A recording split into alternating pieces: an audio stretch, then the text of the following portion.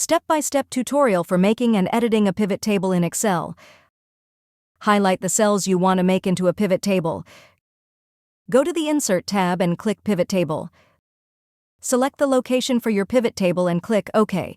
Click the checkbox next to fields you want in the Pivot Tables Fields pane. You can rearrange the fields by dragging them to a different section. Add or move a row field. Add a value field. Add or move a column field. Add multiple fields to a section. Change the way data is displayed. Click the arrow icon next to a value in the Values box. Select Value Field Settings to change the way the values are calculated. Click the drop-down arrow next to a field to add a filter and sort data. Update your pivot table.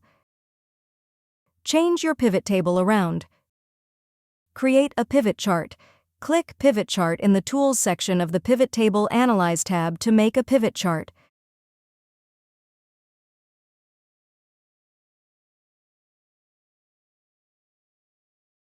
If you found this video helpful, kindly like and subscribe.